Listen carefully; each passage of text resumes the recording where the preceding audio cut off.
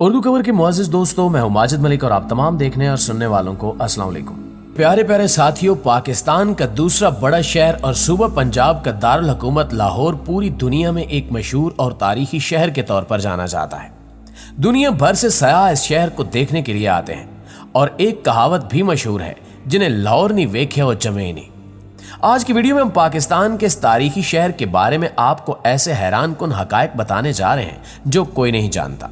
लिहाजा आपसे गुजारिश है कि आप इस वीडियो को मुकम्मल जरूर देखिएगा और साथ साथ चैनल को भी फॉलो जरूर कीजिएगा ताकि हमारी हर वीडियो आप तक बासानी पहुंचती रहे। तो दोस्तों, लाहौर हजारों सालों से सूबे पंजाब का दारुल हुकूमत है। कभी यहां हिंदू राज रहा, कभी मुसलमान हुक्मरान रहे, सिखों का तसल्लुत रहा और कभी अंग्रेज राज। तारीख की किताबों में लाहौर के मुख्तलिफ नाम बताए जाते हैं, मगर तमाम तारीखें इस बात पर मुत्तफिक हैं कि लाहौर की बुनियाद रामचंद जी के बेटे लोहू ने रखी थी। कहा जाता है कि लाहौर का नाम हिंदुओं के देवता रामा के बेटे लावा से पड़ा। इस लड़के को लोह के नाम से पुकारा जाता था और इस लोह नामी लड़के के लिए तामीर किया जाने वाला किला लो आवर से मशहूर हुआ, जिसका वाज़े मैनी लो का किला था। इसी तरह सदियां गुजरती गईं और फिर लो आवर का लफ्ज बिल्कुल लाहौर में बदल गया। इसी तरह एक और नजरिए के मुताबिक दो भाई लाहौर और कासूद महाजर भाई थे जो इस सरजमीन पर आए और जिनमें से एक भाई को लोग आज लाहौर के नाम से जानते हैं, जबकि दूसरे भाई कासू ने फिर कसूर आबाद किया, जिसकी वजह से उसका नाम भी कसूर पड़ा। ये दोनों नजरियात सदियों पुरानी बरसगीर की कहानियां बयान करती हैं, जिससे अंदाजा होता है कि लाहौर उस वक्त भी कितना मारूफ था जब इसका अपना नाम ही नहीं था। यह नजरिया चाहे हिंदू देवता का हो या फिर हिंदू भाइयों का, शहर लाहौर वाकई दुनिया का तारीखी शहर है। आपने अक्सर लाहौरियों के लिए एक मखसूस लक़ब रंगबाज जरूर सुना होगा, लेकिन क्या आप जानते हैं कि इनको रंगबाज क्यों कहा जाता है? अगर आप नहीं जानते तो इस हवाले से आपको बताते चलें कि अकबर और शाहजहां के दौर में लाहौर नील की दुनिया की सबसे बड़ी मंडी होता था। शहनशाह अकबर ने लाहौर के किले से जरा फासले पर हिंदुस्तान में नील की पहली बाकायदा मंडी कायम की। यह मंडी अकबर के नाम पर अकबर मंडी कहलाई और इससे मुल्क इलाका रंग महल कहलाया। लाहौर के मुजाफाती इलाके और मौजूदा साहिवाल में मीलों तक नील के पौधे थे। इसी निस्बत से इसे आज भी नीली बार कहते हैं। उस वक्त लोग इन पौधों से सत निकालते थे और इस सत को बड़ी बड़ी कढ़ाइयों में डालकर पकाया जाता था और इसका पाउडर बनाकर डलियां बनाई जाती थी और ये डलियां टोकरियों और बोरियों में बंद होकर अकबरी मंडी पहुंचती थी और ताजरों के हाथों में बिकती थी, जबकि कुछ गाड़ियों के जरिए मुंबई और कलकत्ता पहुंचती थी, जहां से इन्हें फ्रांसीसी और अतालवी ताजर खरीदते थे। ये लोग इस सत को जहाजों में भरते थे और ये नील बादअज़ां इटली के साहिली शहर जनीवा तक पहुंच जाता था। जनीवा फ्रांसीसी शहर नीम के करीब वाक़ था, इसलिए इसे नीम शहर या डी नीम कहा जाता था, जहां हजारों खड़ियां थीं। इन खड़ियों पर मोटा सूती कपड़ा बुना जाता था और यह कपड़ा सिराज कहलाता था। सिराज कपड़ा बनकर जनीवा पहुंचता था। जनीवा के अंग्रेज इस कपड़े पर लाहौर का नील चढ़ाते थे और कपड़ा नीला हो जाता था। वो नीला कपड़ा बादअज़ां दर्जियों के पास पहुंचता और दर्जी इससे मजदूरों, मिस्त्रियों और फैक्ट्रियों के वर्कर्स के लिए पतलूने सीते थे। वो पतलूने बादअज़ां जनीवा शहर की वजह से जीन्स कहलाने लगी। इस जीन्स के तीन अनासिर थे। डिनीम का कपड़ा, लाहौर का नील और जनीवा के दर्जी। मुगलों के दौर में अगर लाहौर का नील न होता तो शायद जीन्स न बनती, और अगर बनती भी तो कम अज कम ये नीली न होती, क्योंकि जीन्स का नीलापन बहरहाल लाहौर की मेहरबानी था। दोस्तों, अगर आप आज भी अंग्रेज की पुरानी डिक्शनरियां निकाल कर देखें तो आपको इन डिक्शनरियों में नील का नाम लाहौरी मिलेगा, क्योंकि गोरे उस जमाने में नील को लाहौरी कहते थे। फ्रांसीसी, अतालवी, पुर्तगाली और डच इसी नील के लिए हिंदुस्तान आते थे, जबकि बरतानवी अफ्यून के लिए यहां आए और फिर पूरा हिंदुस्तान हथिया लिया और फिर लाहौर के लाहौरी नील को नजर लग गई।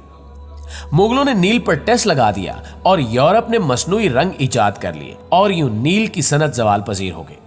दोस्तों, नील लाहौरी न रहा, मगर लाहौर के शहरी आज भी रंगबाज हैं। लाहौरियों को यह खिताब मुंबई और कलकत्ता के ताजरों ने दिया था, क्योंकि हिंदुस्तान में उस वक्त फारसी जुबान राइज थी और फारसी में किसी भी पेशे से वाबस्ता लोगों को बाज कहा जाता था। मसलन पतंग बनाने वाले पतंगबाज और कबूतर पालने वाले कबूतरबाज। इस मुनासबत से रंग बेचने वाले रंगबाज हो गए। चुनांचे कलकत्ता और मुंबई के ताजर नील की सनत से वाबस्ता लाहौरियों को रंगबाज कहने लगे तो उस जमाने में क्योंकि लाहौर की ज्यादातर आबादी नील की सनत से वाबस्ता थी, चुनांचे पूरा लाहौर रंगबाज हो गया और ये रंगबाजी आज भी लाहौरी मिजाज में जिंदा है।